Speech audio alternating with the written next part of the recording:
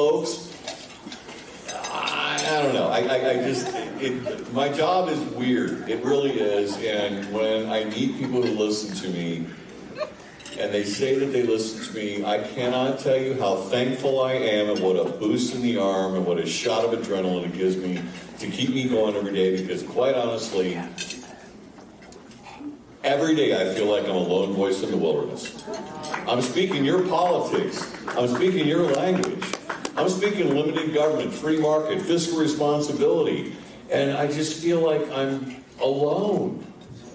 But when I show up in Warren County, most notably Warren County, this is like the bastion of freedom and liberty. Woo! It really is.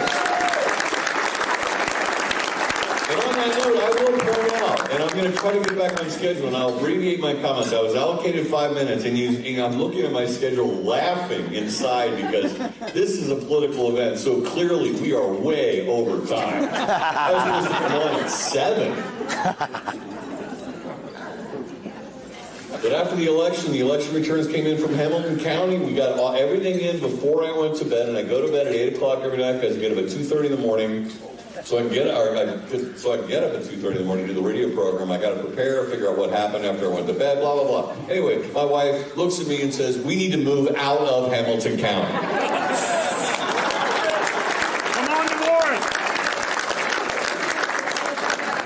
We lost Melissa Powers. Hamilton's not bad. What in the hell's going on in this world? Well, I want to just acknowledge very briefly the protesters out front, because I know the keynote speaker, who I have been a massive fan of since I had the opportunity to speak with him about his first book, Woke Incorporated, Vivek Ramaswamy, the next governor of the state of Ohio.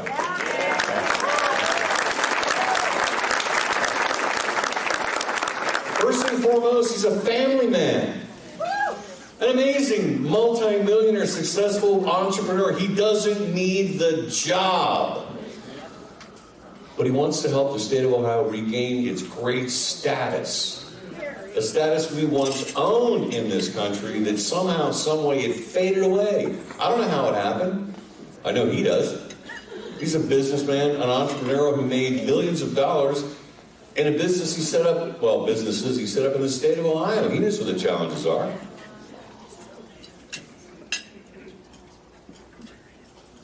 But at dinner time on a Thursday night, are you going to stand outside of a Warren County Republican Party Lincoln Reagan dinner with a sign that no one's going to read? And if someone sticks a mic in your face and you ask you why you are protesting, I don't know, evil orange man, Elon Musk, or even the idea of Vivek Ramaswamy becoming the next governor of the state of Ohio, and you get a deer in the headlights look and you consult your sheet which just says Nazi? I'm sorry. As a family man, I've got better things to do on a Thursday night. Anyway, with that said, and I want to thank the young Republicans.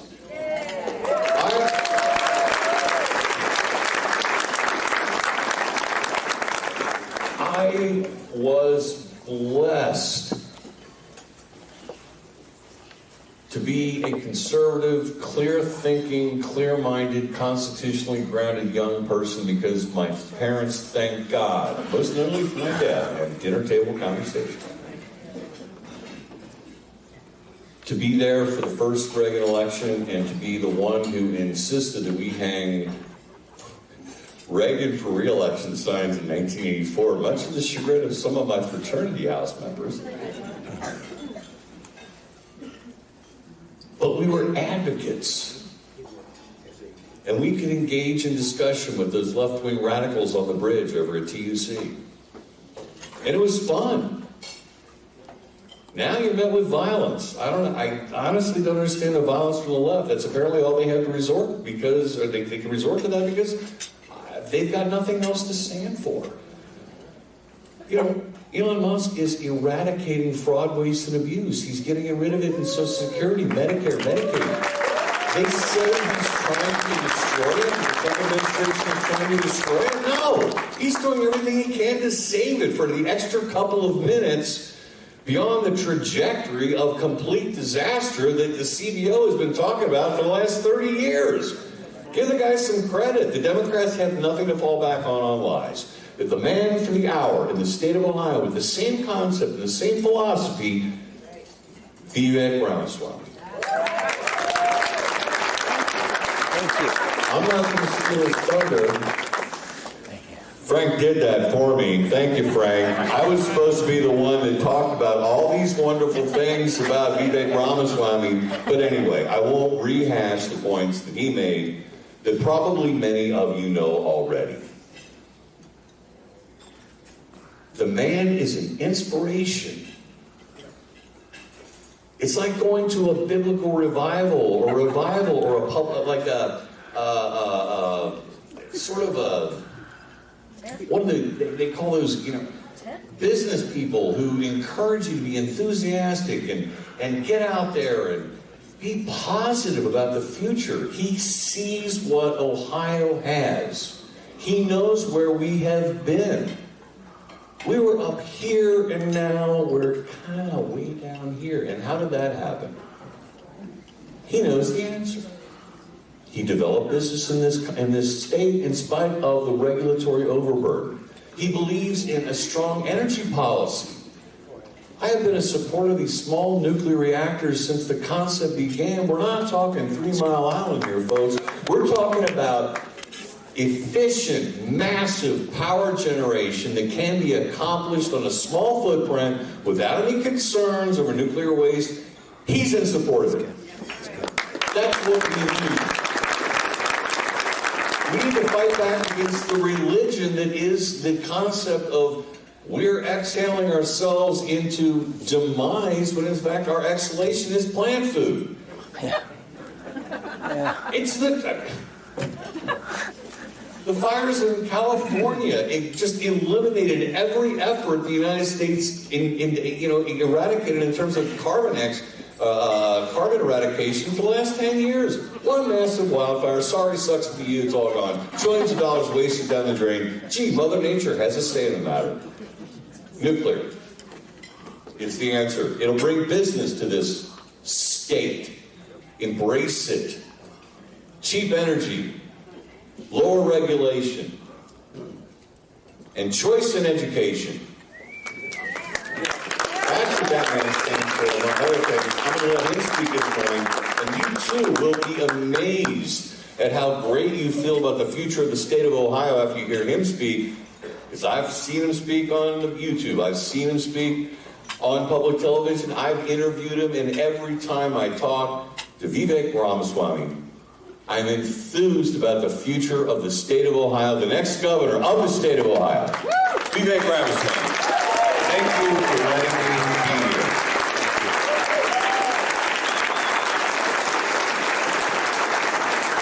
Good man. Small modular, buddy.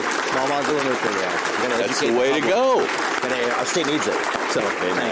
Thank you. Brian Thomas. He's got a voice for radio, huh? I like this guy. That's great. And I said voice.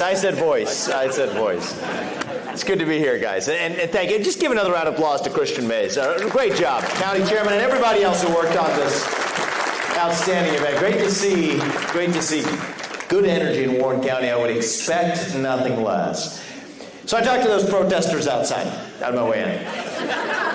And we're doing these Lincoln Days across the state, and they're a lot of fun, actually. Now we're starting to see at every one of these, there's a group of these protesters, and I wonder, right? Because they talk about the paid protesters, and I'm not a conspiracy theorist from any angle, right? Not left, not right. I just want to know what's true. So I've gotten curious. Which of those protesters are actually the paid ones, and which of them are the ones who are actually authentically there? And I figured out how to tell the difference.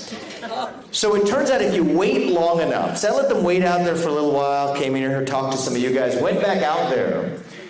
There's a couple of protesters where if you overhear them, what they said was, it went way past, they said, we're over time, and then they just walked out and left. So my message to the people who are paying them is to practice what you preach in progressive values, and for God's sake, pay your protesters overtime when they're working overtime, okay? This is just some basic friendly advice. All right, friend to friend. But there were some of them that didn't walk away. Some of them were actually there. They were okay being paid the normal rate without going overtime, okay? And so there was a woman who I had an interesting conversation with. And I do think that some of these conversations, I promise I'm going to listen with an open mind. I always do. She said, I'm going to talk to you, and you can see I'm here in Mason, Ohio. I have blonde hair and blue eyes, and I'm going to tell you that our diversity is our greatest strength. I told her, I don't have blonde hair and blue eyes, but I will tell you that it is not actually our diversity that is our strength. Our strength is what unites us across that diversity. The ideals that set this country into motion 250 years ago. The ideals that Thomas Jefferson had in mind when he signed that Declaration of Independence at the age of 33. He was a young Republican too, okay? The question for us is, now in the year 2025, do we actually believe those shared ideals actually exist? In a true way, do those ideals exist in America? And I actually believe they do. And that's what we're going to talk about tonight. Because over the last 4 years in this country, we did go through a national identity crisis in America. We lost our way as a country.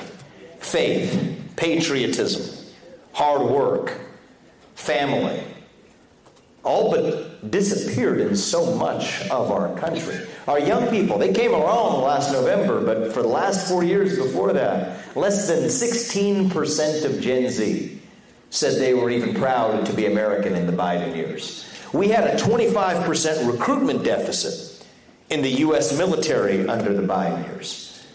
We hungered to be part of something bigger than ourselves, and yet so many couldn't even answer what it meant to be an American. And then in November, it was a fork in the road for the future of the country. That's why I spent the better part of the last year traveling this country to make sure that we got it right. And in November, we chose correctly as Americans when we sent Donald Trump back to the White House for that second term as our 42nd president of the United States of America. And now we are on the cusp of a new golden age. I see the golden age up there. We're on the cusp of a new golden age. We're on the cusp of a renaissance, a reawakening in America, a revival of conviction in what it means to be a citizen of this nation. What does it mean to be an American in the year 2025?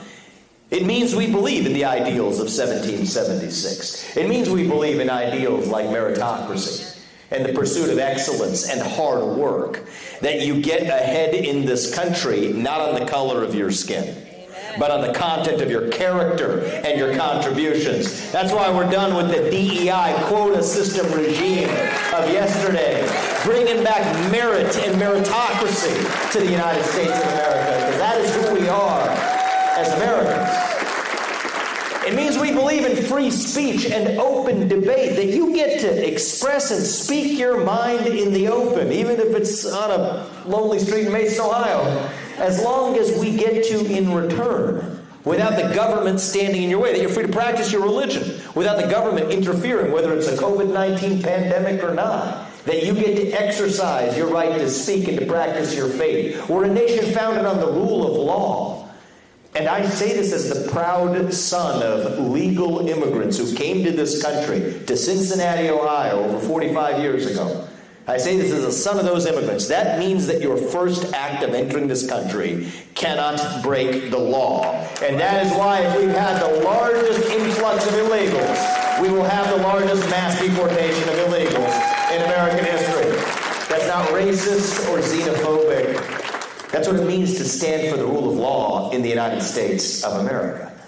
It means the people we elect to run the government ought to be the ones who actually run the government, not unelected bureaucrats in the deep state of three-letter agencies in Washington, D.C., or for that matter, in Columbus, Ohio. That's what it means to believe in self-governance and accountability. That's what our founding fathers fought for. It means that we as Americans are courageous, that we are brave, and when called upon, even heroic, to make the sacrifices required for our country in our hour of need. It means we stand for the truth that God is real.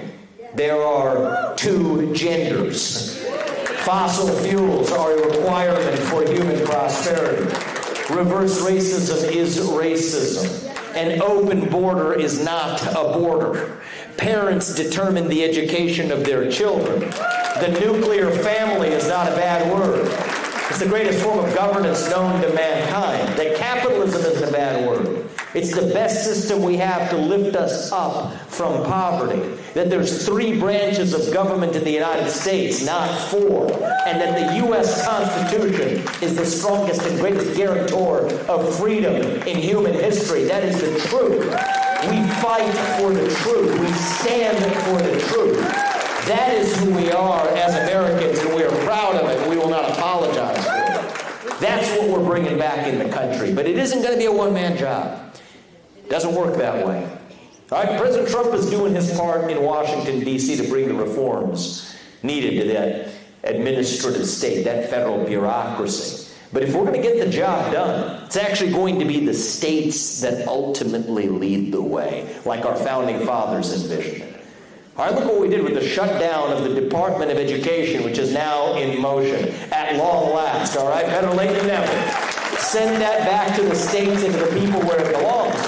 But that means from education to healthcare policy, now it's going to be up to on the shoulders of the leaders of the states of this country to lead. That's what our founders envisioned. That's what federalism is about. The golden age for America will be a golden age for federalism. And that is where I believe we here in Ohio have a chance to lead the way again. Not to follow Texas and Florida, but to lead the way right here as Ohio, where by the time we're done, Texas and Florida will be following the way we do things in our state, all right? That's what's coming to Ohio.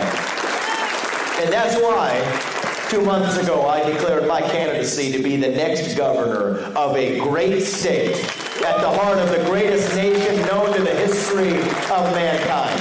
The state where I was born and raised, where I'm raising my 2 sons. I'm running to be your next governor of the state of Ohio, and we will lead our state back to greatness. Thank you. And we won't hold back. I don't want Ohio to be just one of the better states in the Midwest, not one of the better states in our region. Frankly, we are one of the better states in our region because our competition includes Illinois and Michigan and some other neighbors, okay?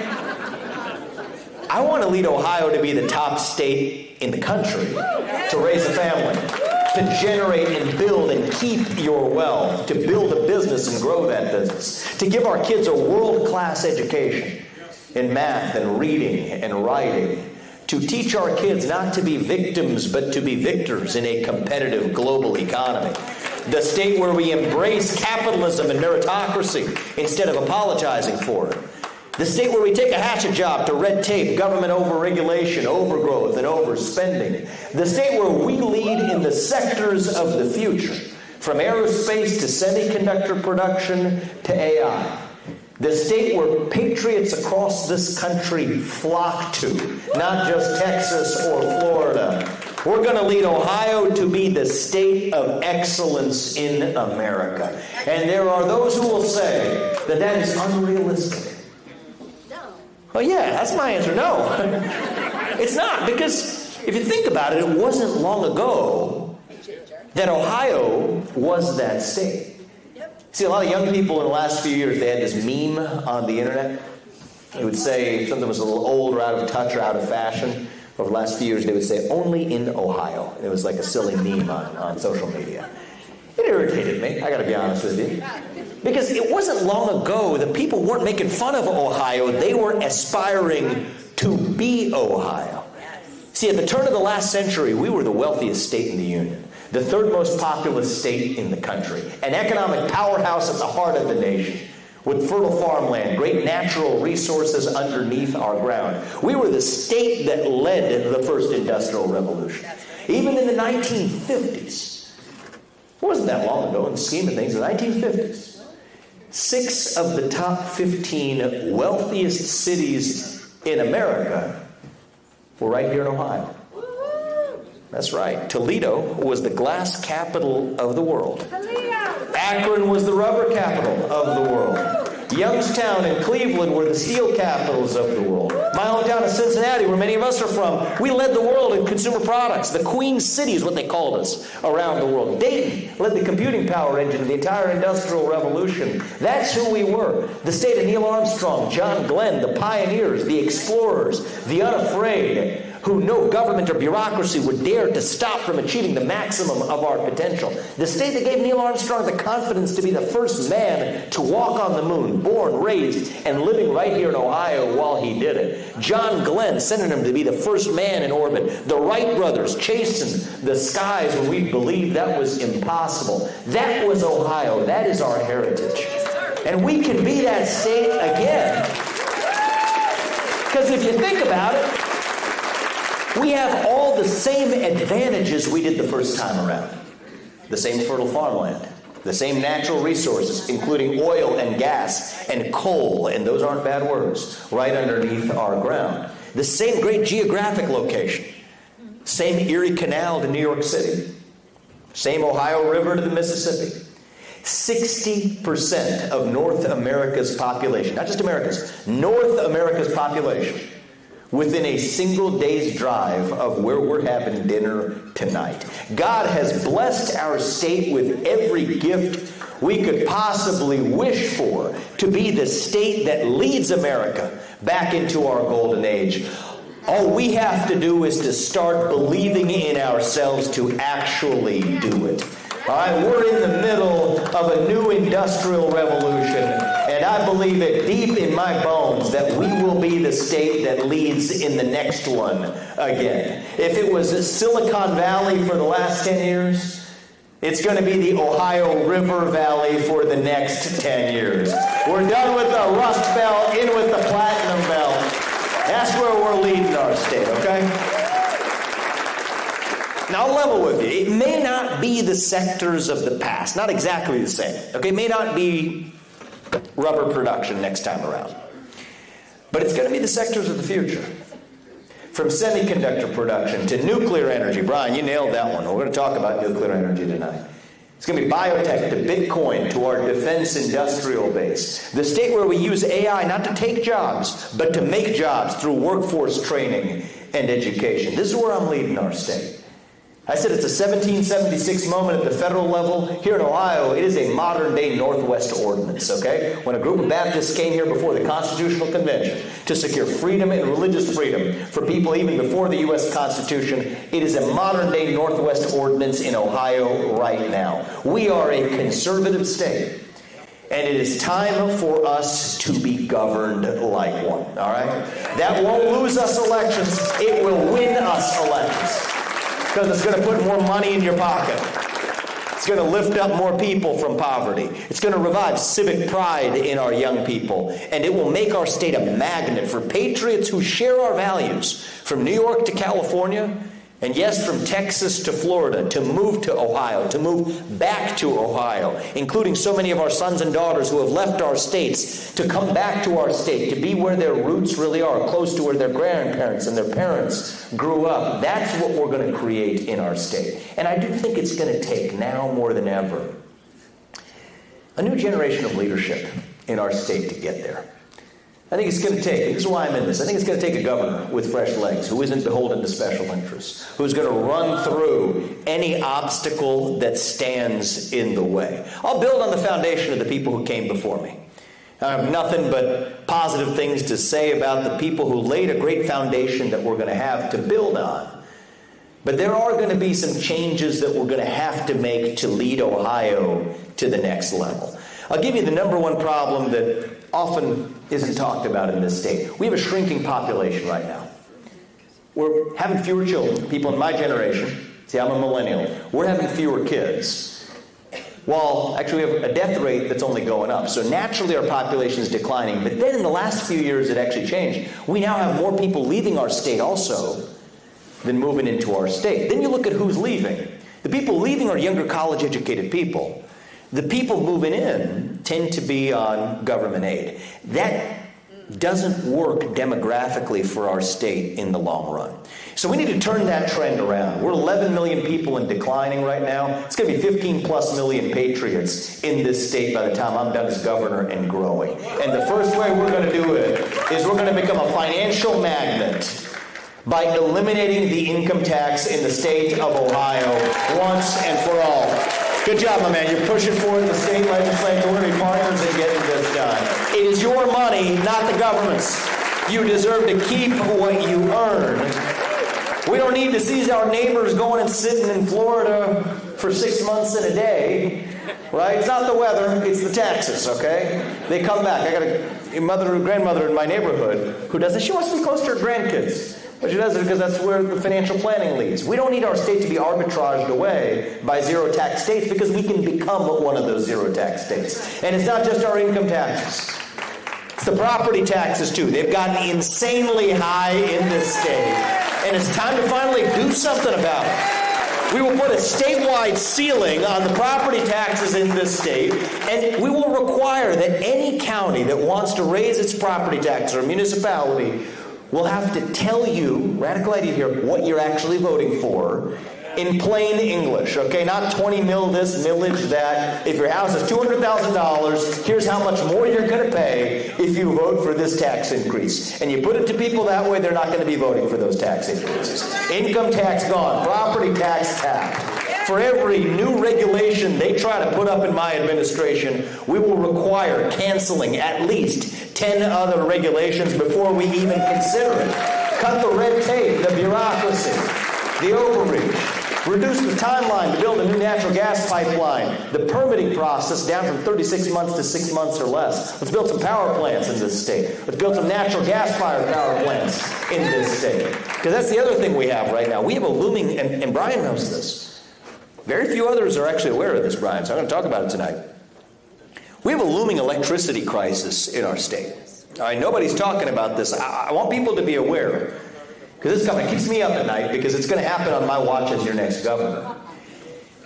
There are AI data centers, and that's a good thing, coming to our state, but using more electricity from our power grid than we've ever seen in the history of our state, at the exact same time that the left has waged its war on coal and natural gas, which are our sources of baseload power generation. That math does not add up. And if we do nothing about it, you mark my words on this, I hope I'm not proven right in a way that you see in your daily life, because what's going to happen, unless we fix this, is we're going to face rotating power outages in our state. That's coming to the state of Ohio. I told you my parents were immigrants from India. They would take us back to this rural village where my dad grew up in the 90s. So back then that was a third world village where they had rotating power outages. You didn't know if the fridge was going to be good with the milk the next morning. You didn't know whether you were going to have power for the 8 hours that they know they would have it. The other 16 hours, you had no idea. We would come back to Westchester, Ohio, where my house was, and then to Evendale. We were so grateful. You turn on the light, it comes on 10 times out of 10. We grew up middle class, but we could take that much for granted in Ohio and in the United States of America. Now look at California, the Communist Republic of California. They've got rotating power outages there. We got to make sure they don't come right here to the state of Ohio. That will require leadership by unleashing energy production in this state. Get the natural gas out of our ground and use it. Don't apologize for coal and treat it like a four-letter word. It is something that is part of our heritage of our state and something how we generate our baseload power generation. And I want to be the governor who leads the country in bringing small modular nuclear reactors to the state of Ohio to secure our electric grid for the next century without apologizing for it. Make this the state of manufacturing dominance, energy dominance, AI dominance, the state where we build new homes, build new factories, build new manufacturing plants, build new startups, new small businesses that grow up to be big businesses. Build new lives, build new families, build wealth, keep that wealth, build a life in the mold of the American dream. The idea that if you work hard and play by the rules, you get to have a good life and your kids go on to live an even better life than you did. This isn't just about our GDP numbers. It's not just an academic exercise here.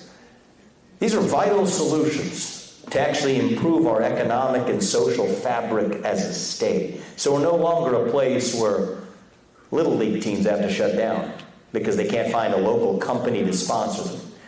Where a mom doesn't have to think twice before having that second or third or fourth kid for fear of the cost of a new stroller or buying a bigger car. A state where every parent has that bone-deep conviction that their kids will go on to live an even better life than they did. That is the American dream, and that's how we're going to lead Ohio to be the state of economic excellence in America. And we're going to be proud of it as we do. But to get there, there's one more pillar here that's important. To be the state of economic excellence, we also have to become the state of educational excellence in America. All right? And we are. I'm going to tell you the truth tonight. If you care about yourself, you tell people what they want to hear. If you care about somebody else, you tell them the truth. I'm going to give you the truth. Right now, we are in the middle of an educational achievement crisis in the United States of America. I don't use that word lightly. Right now, 75% of 8th graders are not proficient in math. Okay, you have kids in China. The average student in China is a full 4 years ahead of the average student in the United States on academic performance. So based on what I said first, let me do that math, okay? That means a 7th grader here is performing at the equivalent of a 3rd grade student in China. That's unacceptable. And I think I speak for every parent in this room when I say we cannot just stand by and watch. We refuse to idly watch as China laughs at our gradual decay into oblivion. No, we're going to turn that ship around. We're going to do it right here in Ohio. We will lead Ohio to become the top state in the country and in the world to give our kids a world-class education in math, reading, writing, critical thinking, physical education, financial literacy, and civic education without apologizing for it. That includes school choice programs to the next level, because every parent deserves to choose where they send their kids to school. But here's something I've learned while traveling the state. There are parts of our state where there are no choices, even if we do have the fullest version of school choice, where I'm going to lead our state. Even still, there are parts of our state where the public school is the only option. And that means the only choice we have is to also make sure that our public schools are equipped to compete with the best of our alternatives. All right, this is about the achievement of our students. We have an absenteeism problem in our state. Ever since the COVID-19 school closures, there's parts of our state where we have 25% chronic absenteeism. Well, I'll promise you this. Never again as your governor, never again in this state will we bend the knee to a fake Anthony Fauci knockoff who allowed our public schools to be closed while our private schools remained open. She owes our kids an apology. That's my opponent in this race. And with your help at Warren County, we're going to win by 40 points next year and reclaim our state in a landslide. Say bye to Dr. Acton, okay? But it's not just the easy stuff, it's the hard stuff too. Okay, that's just table stakes. We have to make sure that the best public school teachers are able to actually earn a lot more money than they're being paid right now. The best ones are able to earn a lot more money than they are now. But it has to be tied in some way to performance. It has to be tied in some way to merit. That's not just teaching to the test. It's a holistic measurement on a case-by-case basis. But the status quo is unacceptable. It means we have to get the cell phones out of the classroom, the sources of distraction, enough with it there's no justification for it, baiting our kids into that cycle of ADD and then Ritalin medication. No, we're done with that. We got to educate our kids in the basic subjects of math, reading, and writing, but it's also physical education. Starting PE as early as kindergarten and bringing back the presidential fitness test, because frankly, I don't know why we got rid of it in the first place. It worked pretty well while we had it. Serving healthier food in our cafeterias, addressing the mental health epidemic in our schools, fulfilling that spiritual crisis of purpose and meaning and identity in our country, standing for what is right, what is true, without apology. Individual, family, nation, and God beats race, gender, sexuality, and climate, if we have the courage to stand for what is right, what is true, what is good. Replace the woke indoctrination and victimhood psychology with actual civic education, actual history lessons that teach our kids to be proud of our country and proud of our state, rather than to be ashamed of it. Start every morning with the Pledge of Allegiance and a moment of silence to remember the why. Just a few minutes every day for our kids to ground ourselves again. And on my watch as your next governor, it's a little controversial, but we're going to get it done. I want to make sure that every student who graduates from an Ohio public high school has to pass the same civics test that every legal immigrant has to pass in order to become a naturalized citizen of the United States of America. You got to know something about your country to be proud of your country. You can't respect a country that you don't know the first thing about. And then we light that fire under the feet of our K through 12 education system. Then we fix higher education from there. And I say this as somebody who wants Ohio to have the best universities in the country. For every son and daughter of our state who wants to become a doctor or an entrepreneur, as my wife did, as I did. We're proud of our path, but I also recognize that my path cannot be the only path either. And we're going to make sure that our state of Ohio also offers the best vocational education, the best training for every son and daughter who wants to become a welder, or an electrician, or a mechanic, or a carpenter, or a machine operator with dignity, without having to take on four-year college debt, without having to take on occupational licensing requirements. We're going to integrate earn while you learn programs as early as high school, 12th grade, 11th grade, 10th grade. Allow kids to put money in their pockets in their later years of high school, while also getting the training needed to do their jobs well. And I don't call these professions the trades. I think we should let that one go. I think we should start calling them what they are. They're professions. That's what they are, deserving the same degree of respect and dignity as somebody who becomes a lawyer or a banker. It's not that one is more or less elite than the other, right? We fell into the trap where it's only elite if you go through a four-year college degree. And I don't want us to fall in the other trap either, that just because that's elite, that somehow that's bad, and now we don't want four-year college degrees because elite is bad. No.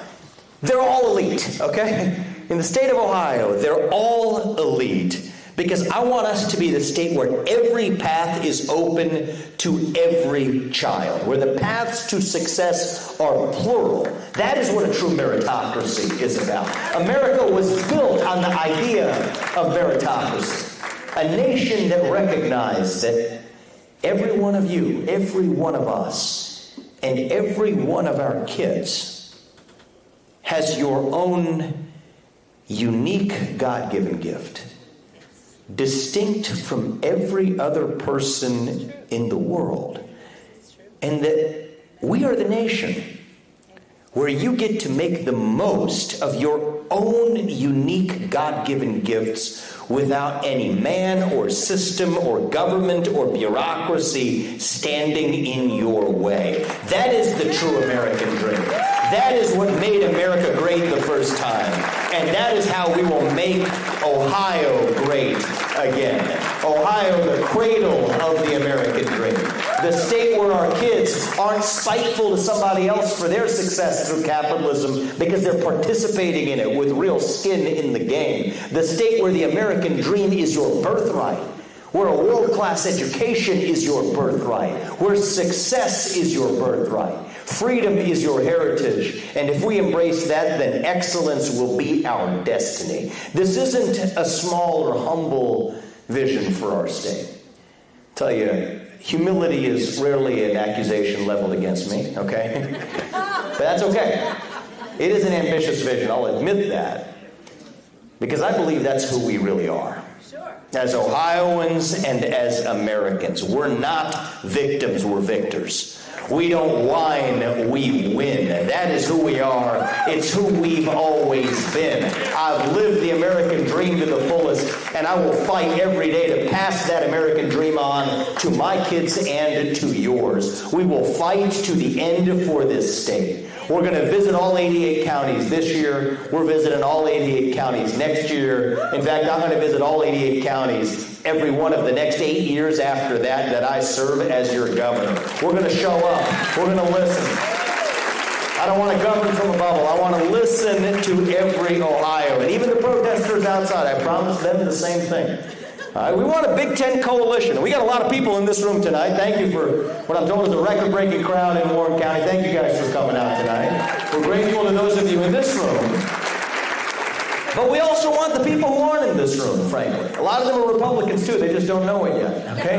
We got to show them through our actions. I mean, a coalition, seriously, of independents, libertarians, orphaned Reagan Democrats, other orphaned Democrats. Frankly, anybody who finds themselves politically homeless in this state, if you care about economic excellence and educational excellence, if you care about giving your kids a world-class education, if you care about giving your kids the same shot at the American dream that this state and this country gave to me, then we have a seat for you at the table in this movement, and we will work with you to lead our state to the next level. It's not left or right, it is up or down. That is the choice ahead of us. Reagan said it 40 years ago, he was right then, and it's every bit as true today. We don't have to be a state in decline. We don't have to be a nation in decline. I believe we are still a state in our ascent, a state whose best days, and I don't mean this in some fake politician way, I mean this in a true way, a state whose best days are actually still ahead of us, can be still ahead of us, so that 10 years from now, right, when I'm done with 2 terms as governor, 10 years from now, all right, when we're powering our electric grid with small modular nuclear reactors and the energy of the future, when we're sending by then manned rockets not to the moon but to Mars, when we're curing previously incurable diseases with cures discovered right here in the state of Ohio, you know what our young people are going to say then? Only in Ohio. All right? We're not just done. We're getting warmed up. We have a great heritage as a state, but our peak is still yet ahead of us. We will lead our state to be the one that sets the example for the rest of our country to aspire to. The state where we will look our kids in the eye and mean it when we tell them that you get ahead in the United States of America and you get ahead in the state of Ohio with your own hard work, your own commitment, your own dedication, and that you know what? You are free to speak your mind at every step of the way. That is the American dream. That is what we are running to, and with your help, that is what we will revive in our great home state of Ohio. Thank you for coming out today, Warren County. God bless you and your families, and may God bless our United States of America. Keep fighting. Fight, fight, fight. This country is worth saving, and we're just getting started. So thank you all. I appreciate it. Thank you.